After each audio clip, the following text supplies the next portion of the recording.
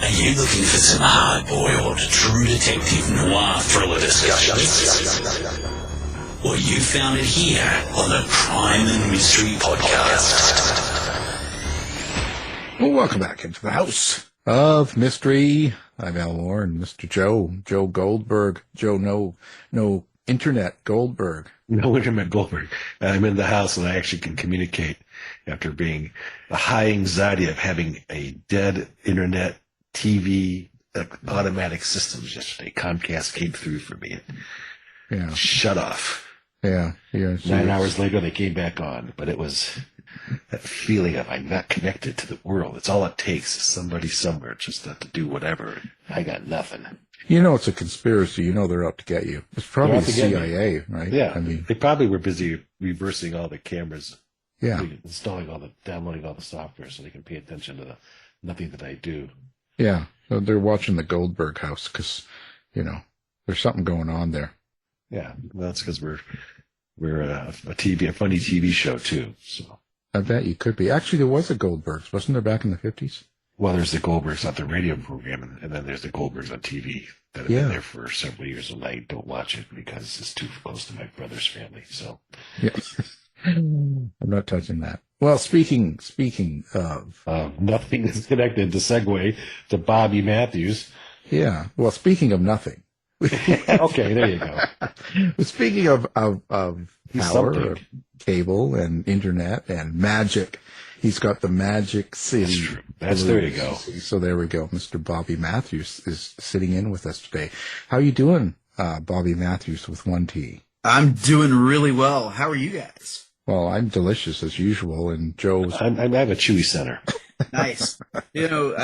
The nougat center is always my favorite. Yeah, I can't go with the word nougat. Is just one of those good words. It's one of those.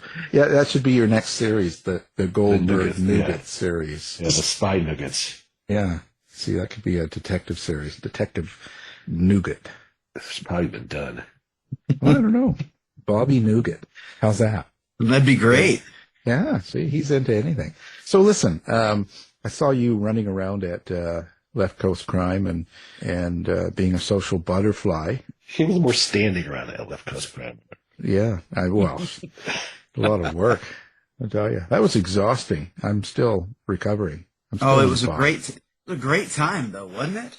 It is. You know what? You can't spend enough time with people. That's the problem.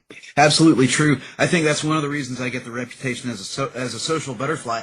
I want to meet everybody and talk to everybody. I love to have, really kind of meaningful interactions with people. And I think in some ways that makes me, good to talk to, but then I always feel like, am I giving this person short shrift? I don't want to be just looking for the next person to talk to either. And that's kind of what happens in a way, because it is becoming a big event. There's becoming, it's kind of overwhelming and, I have to get my fan out and take a rest. It happens to us when we get older. What are you trying to say? Actually, and Joe, we were there. In fact, he won't remember the conversation, but I'm going to do some follow-up questions to our brief conversation we had out there in the hallway regarding your short stories. So I remember things. Yeah, that was such a good time. And VoucherCon's coming up. I don't know if I'm going to Killer Nashville. They're right next to each other in time and space. But, vouchers, although I'm sort of backing off from the espionage type of thriller or the action thriller, but it's still all my friends and people I know, although I'm out of the PR public. I've rolled back my social media presence just to have more time doing other more productive things. I'm a forgotten author, Bobby. I've forgotten. Not you. You're everywhere. You're like, there's not a show that Bobby doesn't want to go to and meet people. Absolutely. Again, social butterfly. Got to meet everybody. Well, tell us about. That's actually a question though about. You have your book coming out. You've been on TV. You go to what is the value of going to all these shows, doing those things? But for you, so for me, I think the value is probably threefold. I mean, do you want the real answer or do you want the PR answer? That's what you can give us the real answer here. Al's in charge. I just asked the question out of the We talk dirty here. So okay. Go for it. So the real answer for me, I know that a lot of people use stuff like VoucherCon to try to make, professional connections. And I probably do that a little bit. I've been able to pitch a couple of books to agents at events like BoucherCon. But for me, I'm always hungry to talk with other writers. The value that I find is in being able to discuss books we've read, discuss what we're doing, discuss why we're doing it, and what new ways we're using to tackle the next project. You know, some of my best friends I've gotten to hang out with at stuff like BoucherCon. Like Sean Cosby and I have been friends for a long time, just online. But, you know, it's different when you meet somebody in person. And to find out that this guy that I admire and I feel like is one of my closer online friends is the same in person as he is online. Just a huge thing, you know? Same with a good friend of mine who you guys probably know, James D.F. Hanna.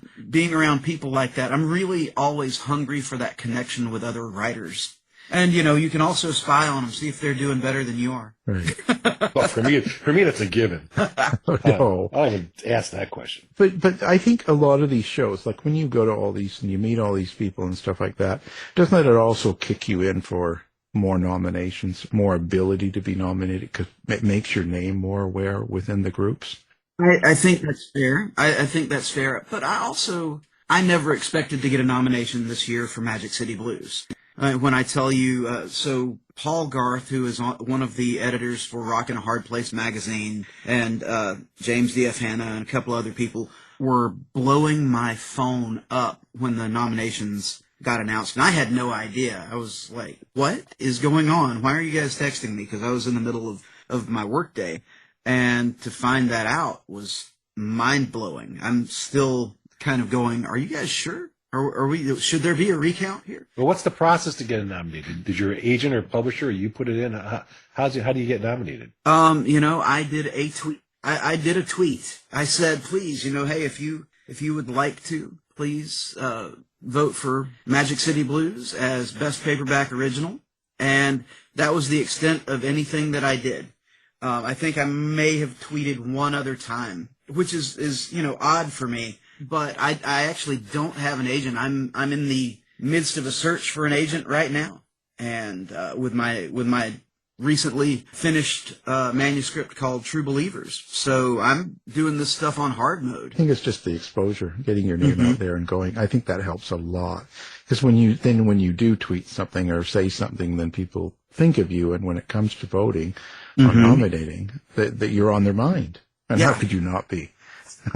Well, I mean, I know that it's not like Best American, so I got a short story that I wrote called The Funeral Suit. It was included in Best American this year. It'll come out in October. And so I kind of know what the process is there.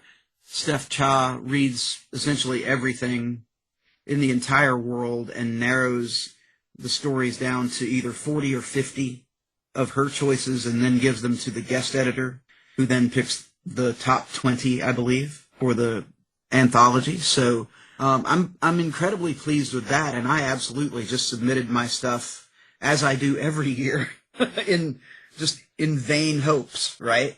So, but for the Anthonys, I mean, I think it is helpful to have your name known, and I'm not exactly a shrinking violet. I think folks do know me, and I'm hoping that they will think highly of me and cast a vote for me at BoucherCon. Do you feel a certain amount of pressure then on you? And if it does win, will that make you feel even more pressure with the next book? Do you know what I'm saying? Mm-hmm. I don't think for me, it doesn't really put any more pressure than I already put on myself. I have fairly high expectations, not for sales or contracts or anything like that. I am still at the point, and this is probably naive, and I understand that, I am still at the point where I'm just trying to write the best book I can. Every time I go to the page, I'm trying to write the best book or the best story that I can. And I am low-level enough that I can do different things. My first book was a murder mystery where I played fair with the reader, and it's a very kind of traditional mystery in the sense of trying to play fair and plant clues, but it's also set in the 1980s world of professional wrestling. So I got to play with all of these big archetypes and, you know, strange characters and whatnot. It's called Living the Gimmick, and it did pretty well for a shotgun hunting novel. And then Magic City Blues is kind of a love letter to Robert B. Parker and to Donald Westlake. And then there's the short story collection, Negative Tilt. And this next one is True Believers, and it is a crime novel set in the Deep South and taking on kind of religion in the Deep South. Where do these ideas come from, do you think? Is it something you plan out, or how does it happen for Bobby? For me, it is a lot of, I feel like most novelists are probably that way. You get an idea, and ideas are cheap. I think, I probably have. So's Al. If only I had known, we could have had a lot more fun at Seattle. I'll say. I could have told you. So, ideas are cheap. I probably get an idea every couple days.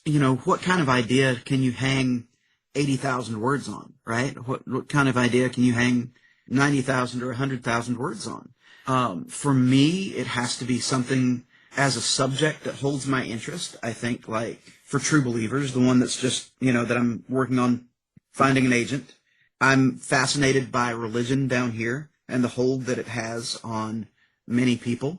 And I consider myself a practicing Methodist. So, like any good practicing Methodist, I'm mostly agnostic. So, I look at the hold that religion has on this area that I continue to choose to live in. I think it's a way for me to try to make sense of it and to maybe point out some of its follies as well. My ideas mostly end up being me trying to make sense of the world around me. I'll go back to Living the Gimmick. Living the Gimmick, again, it's the quote-unquote pro wrestling novel. But what it's really about is how well do you know your best friend? How well do any of us really know anyone else? What are the secrets that you hold? What are the secrets that you hold back from other people? And how do they harm other people, even if those folks don't know that they're being harmed at the time? For Magic City Blues, I wanted to do what Robert B. Parker did with Boston. I wanted to set something in Birmingham, Alabama, where I live, write kind of a love letter to the city, which, and not just a love letter, it's not hagiography. It's not, let's make Birmingham better than it is, but let's talk about the good and the bad and, show people what this mid-sized city in the Deep South is actually like. And so the city kind of became a character of its own, and that kind of helps me because I'm not a Birmingham native. I moved here in my adulthood, and writing that 75, 80,000 word novel kind of helped me come to terms with the city. I'm writing a book, and I have decided to use a fictitious city, which is totally based on my hometown.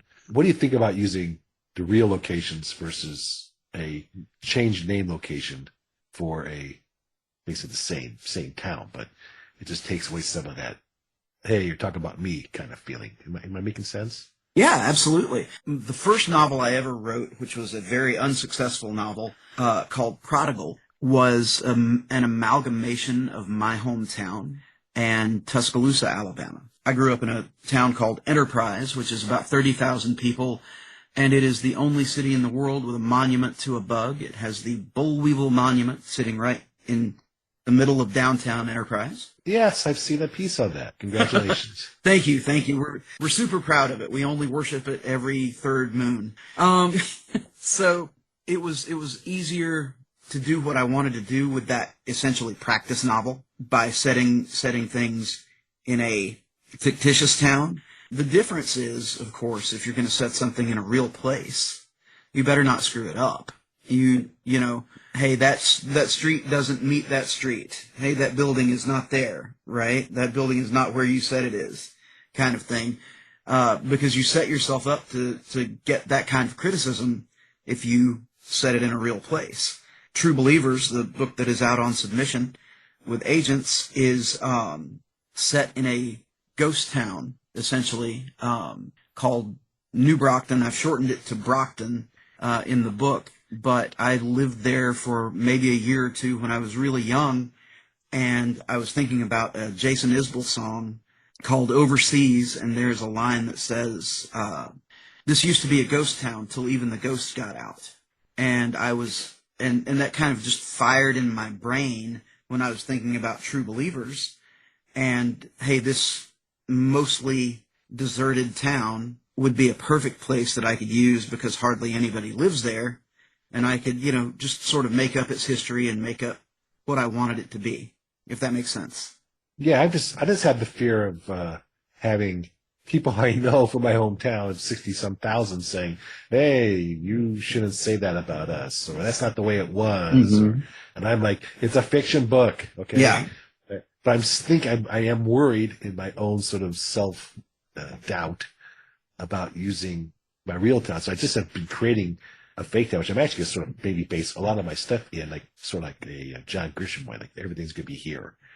And we'll just have stories throughout time in that same location. Not worry about it. No, Faulkner did that with Yoknebatawpha County, right? Yep. So, but I think about Erskine Caldwell, who wrote, I think it's Caldwell, who wrote God's Little Acre. If it's not, please feel free to correct me. But, he said it in a real place, and he was not welcome back in his hometown for a while. I think there is a real dread, of, hey, if you're a writer and you're trying to write the truest thing you can write, you may step on some toes, and you kind of have to be comfortable with that. At least that's my. I may be more combative than you, Joe. I don't know. Well, I just don't want. Yeah, well, I'm sure you are. You're from Alabama, you guys. But no, I just don't. I rather people, if I write a good book, like I say, the best book I can, talking more about the best book as opposed to talking about anger, upset, that type of stuff. So I just find it easier, and I can be more free in my fictional mind, moving stuff around, like you say. Don't put those streets. It's a fiction. Anyway, it's on my mind. So when you brought that up, I decided I'd just take the opportunity and ask the question. I did have a woman leave a review on Amazon that said, I wanted to support a, quote, local author, end quote. I don't know why I'm a local author, in quotes. But she was complaining about the woke plot of Magic City Blues, which, if you're writing in Birmingham, which has the history of the civil rights movement and, George Wallace and the 16th Street Baptist Church being bombed, if you're going to acknowledge that kind of stuff on the page, you probably are taking a little bit of a risk, but that's one of the things that draws me to Birmingham is it has that rich history where, redlining is still going on, where you have an immense amount of white flight to what people call the over the mountain communities. And then you have the problems of gentrification and whatnot. It's an incredibly, for a city of 250,000 people, it's an incredibly complex area that's impacted by a lot of things. So that's... Well, why go there, but, in the sense that you live there and things are pretty intense. Mm-hmm. Oh, and you're a local author because that was Bertha that did that. She lives in your basement. But no, but why? You're going into the religious, and there's a lot of touchy subjects here, and not that that's fine with me. I'm all for it, but in a sense, I don't want to say you're asking for it, but aren't you? Yeah, but he is. Yeah, exactly. But yeah, in a way, aren't you? Like you put it out there, and you, as rightly you should. I think you should be able to talk about any of the real things that you've dealt with and about. But you're going to get bite back, and probably in these times, even some pretty harsh stuff as time goes by. I mean, I think about Frank Norris. I told him the truth. That's what we use fiction for, right? Is to tell truths that maybe you can't tell in another way. What was the quote from Frank Norris about McTeague? I never truckled. I told him the truth. I think the full quote is something like, what care I for their opinions? I never truckled. I told him the truth. That, honestly, is the way that I look at it. I want to sell tons and tons of books. I absolutely do. There is a part of me, and this is probably the very southern part of me, that says, and you guys might have to bleep this out. There's a point where I just kind of go, if I'm going to follow the book, if I'm going to follow the story, fuck them. Yeah. The book is the book when I write it. What readers bring to the book is what they bring to the book. If they like it, if they don't like it, did I tell them the best story I could? Did I do what I wanted to accomplish with the book? And for Magic City Blues, I absolutely did that. For Living the Gimmick, I did that. I say this, and it will probably make me sound cocky. I don't want to sound cocky. I do want to sound confident because I think I'm pretty good. But when you are writing and trying to tell the best story that you can, I mean, there are things that I'll make compromises on. I will make compromises on, all right, if this doesn't fit with the plot, if this is not in service to the story, it goes out. It gets cut. I will throw that over the side in a heartbeat. Does it serve the story? Does it serve the story that I want to tell?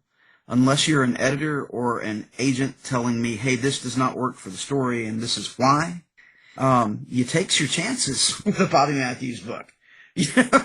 So Right. that probably sounds arrogant, and I don't mean it to sound that way. Well, that's all right. We like cock. I do. Cocky. Yeah. Oh, cocky. Oh, Let's go Wordle there. Add those extra letters on that.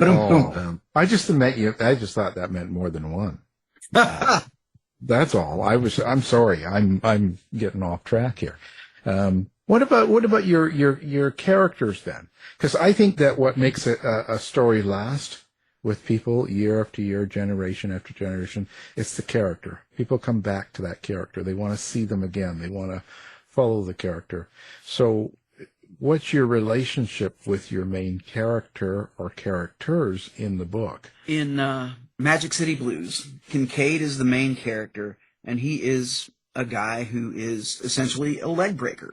He is a guy who will do whatever needs to be done for money. He believes in the caveat of never have anything that you can't walk away from. He lives in a hotel, in essentially a nearly condemned motel, not hotel, I'm sorry, nearly condemned motel where once you check in, you get your own drug dealer, issued with your room.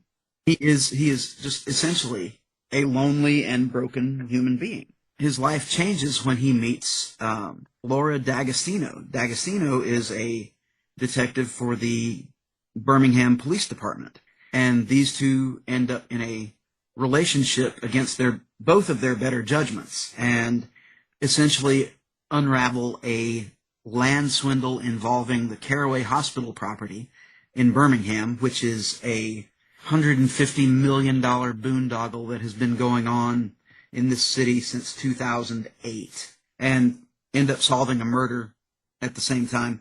I think that what brings people to that character is seeing him change and seeing him grow and seeing something matter to him coming from the very first moment. Like the opening line is something along the lines, I should have the book right here with me. I could read it to you. Someone was playing in the finals of the World Cup, and I'm sure someone somewhere cared about it. I didn't. I was drinking cold Carta Blanca, and and going on from there. Right? It's a very, again, Spencerian or Robert B. Parker kind of opening, I suppose. But the thing is, you see him grow and mature into a full person in the course of that book. And I think that's what bring people to him. And when you leave, you're like, I like Kincaid, and I'd like to see more of him. With the main character, Donovan, in Living the Gimmick, it's harder because I saw Living the Gimmick as a one-shot. I look at it as a standalone, but I think that the reason that you end up wanting to spend some time with Alex Donovan is you end up seeing him as a fundamentally decent person, somehow caught up in the wrestling business among all of these freaks and weirdos and addicts and dishonest people, and you kind of wonder, how the hell did this guy get caught up in that? And how do you hear? Do you hear your character, or do you see? Is it like watching a movie when you or writing dialogue, how do you experience your characters? I see them as for Donovan in Living the Gimmick. I specifically see him as a Southern guy who went on to be a small town Southern guy who went on to be a star unexpectedly. And so he always kind of has this small town boy outlook, you know? He is the kind of guy that you would want to have a beer with. So do I picture him like with a Southern accent or with Southern sensibilities? Probably a little bit, but the accent may not be there because he's gone on out into the world and he has come back to his hometown. You know, I think that's one of the things that might be a theme for me in my work, is that you see these characters who are definitely Southern, but they have gone out into the world, seen more of the world maybe than somebody who's lived in their own hometown for the entirety of their lives, and they come back with a different perspective and different expectations for themselves, different expectations for the people around them. So I kind of, if you're familiar with pro wrestling at all, Donovan looks exactly like Arn Anderson. And if you want to Google that, it's kind of, you know, he's a hairy bear kind of looking dude. But it's like me. Yeah, basically, completely. For Kincaid, I look at Kincaid as sort of a Sam Elliott kind of character, kind of looking character, with the long hair tied back with a leather thong into a ponytail, but who dresses better, and who sadly does not have the ability to grow the Sam Elliott mustache. It's like Joe too. That's the only can't. I actually want to get another story from this morning. I'm going to ask a question on a word that you use. I want to segue. I'll say what I want to segue to. I want to segue to short stories because they have to do with themes. And you mentioned theme in your book, in this particular one. How important is the theme and the readers getting your point of view of the theme out of your stories? For me, I think theme is, in my best work, if I have best work, I think that theme is incredibly important, and it is something that I have to sit with for a long time to decide what I want to say. I feel like if I have done my work right, however, that theme may be a little bit hidden, and you won't necessarily catch it on first read through, but a couple hours later, you might think back to that story and go, oh, huh. And it's something that draws you back in and maybe makes you read it a second time. With Negative Tilt, which won the 2023 Derringer Award for Best Long Story. See how I slid that in there right there? Just well done. Thank you. Good marketing. So I'm a former journalist, and I have also been an investigator. Hey, hold the phone. No one's a former journalist. Once a journalist, always a journalist. You guys are like, you know, it's like you're never once a journalist. Like you're always in a reporting mode. Sorry, go ahead. No, it's okay. I'm in mass comm. I know you guys. Look, that is sadly true, but I make money a different way now, so I probably am always in reporter mode. But as someone who took a buyout and left the newspaper business once, then came back to it for another couple of years and decided I was nuts to do it again, Negative Tilt is about a guy who takes a buyout, gets a job after a year, after he has blown through all of his buyout money, takes a job as an investigator / repo agent, repossessing cars, boats, what have you. The underlying theme of that story is how our economy has changed the newspaper business, the newspaper / journalism business, how it's forcing out experienced reporters and editors, but also how it is making new journalists' lives kind of untenable as well. And I do that through the eyes of a guy who is going out and repoing vehicles because he ends up having to repossess the vehicle of his replacement, who was much younger than him and supposedly on the upward trajectory of her career.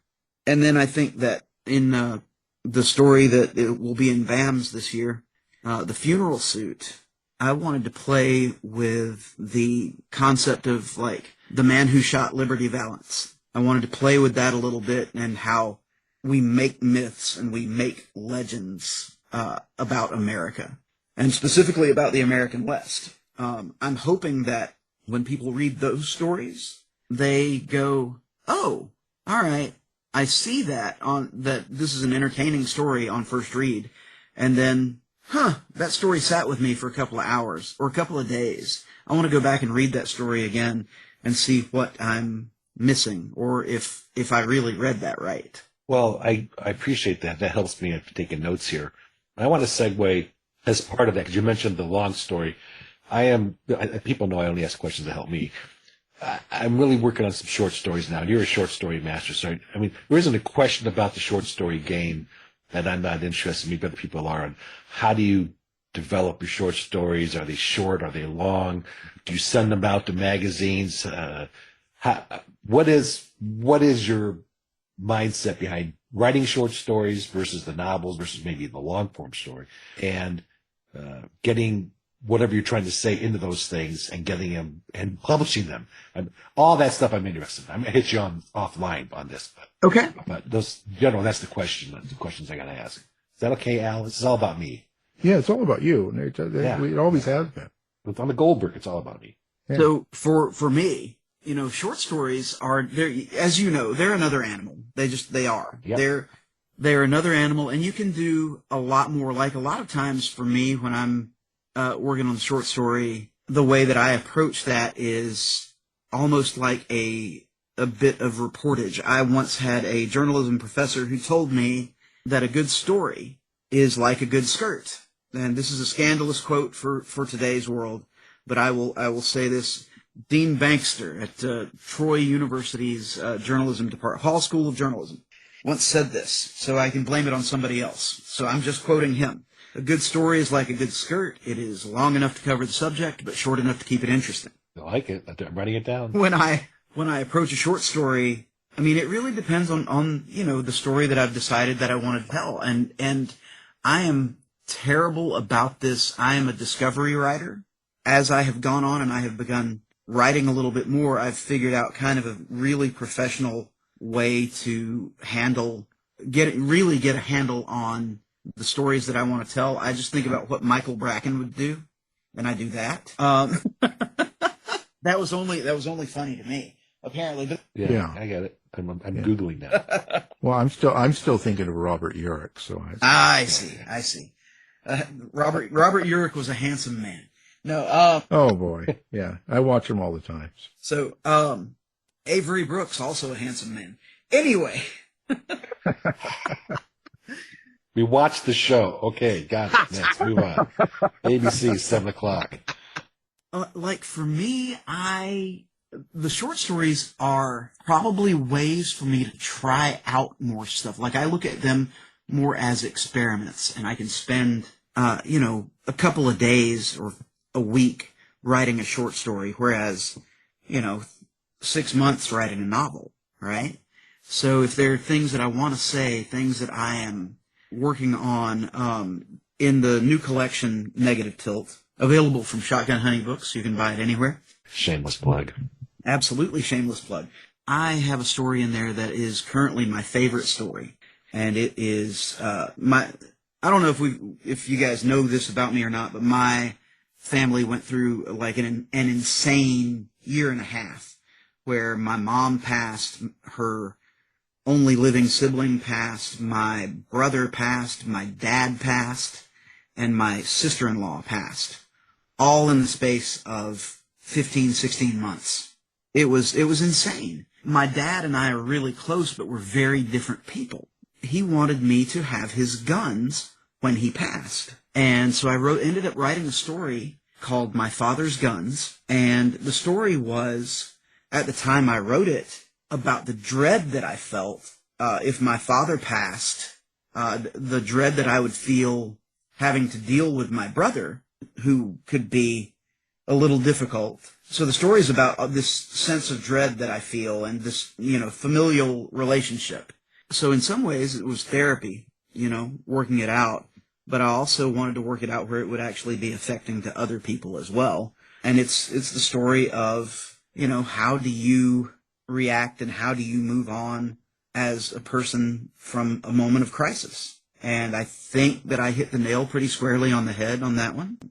I have a story called The Ghost of Buxahatchee Creek, which was just fired off in my imagination when I thought of a guy who had killed someone and he was being followed around by the clanking ghost of the man that he had killed. And so it's kind of almost a Hatfield and McCoy's kind of thing, So these stories that I write, Buxahatchee was published in Wreck and Review and was nominated for a pushcart.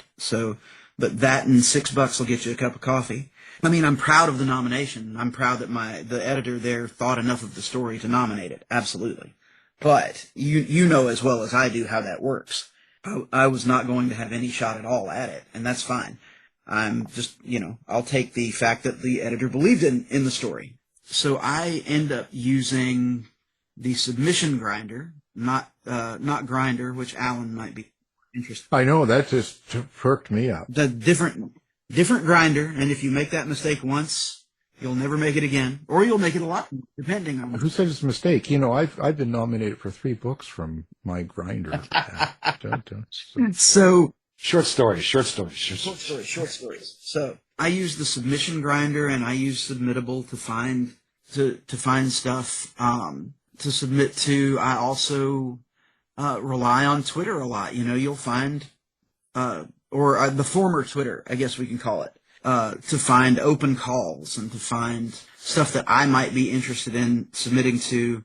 I've gotten to the point, and this is really cool. I've gotten a couple of editors. You probably know Colin Conway, who is a tremendous editor, does anthologies set in Spokane, and he invited me to do a story in an upcoming anthology, and it's really neat to be thought of and start getting invites to be a part of anthologies. Yeah, I mean it's really neat.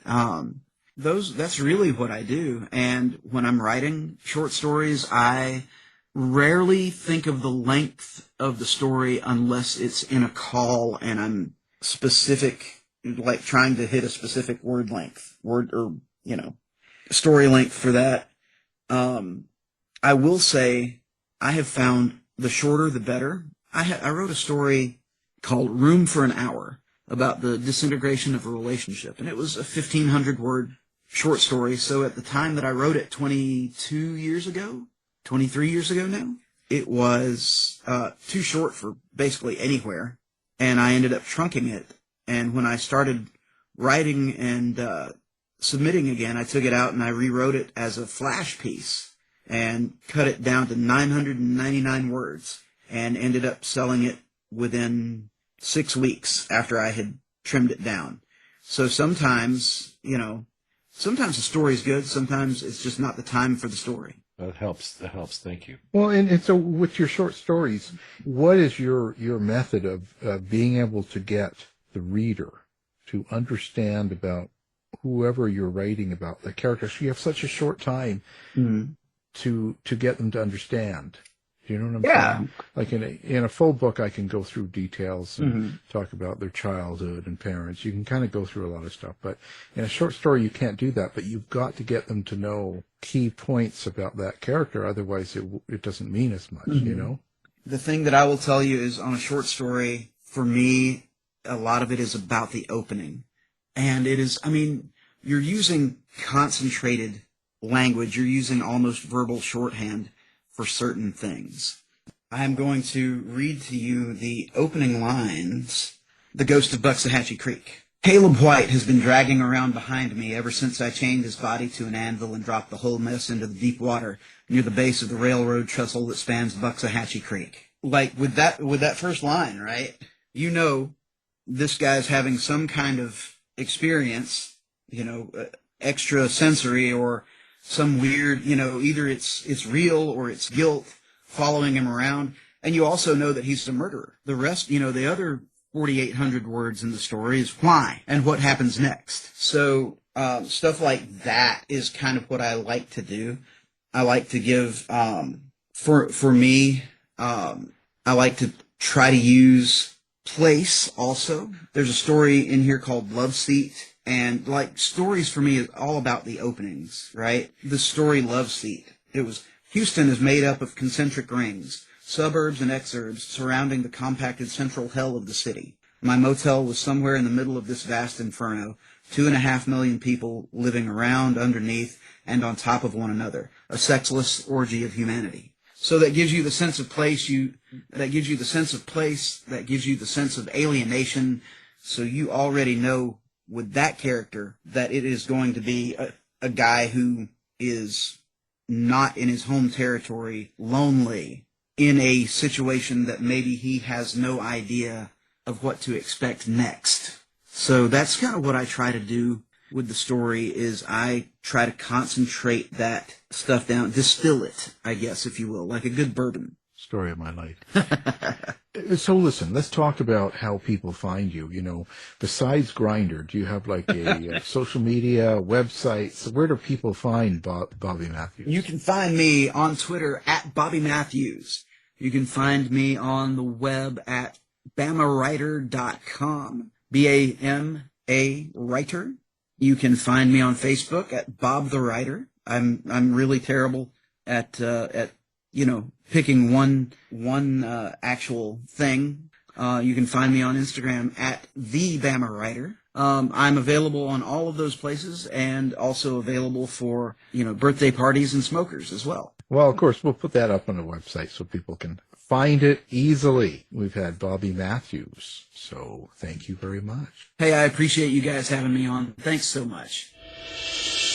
This has been a production of the House of Mystery Radio Show. To find out more about our show, guests, or hosts, go to our website at houseofmysteryradio.com.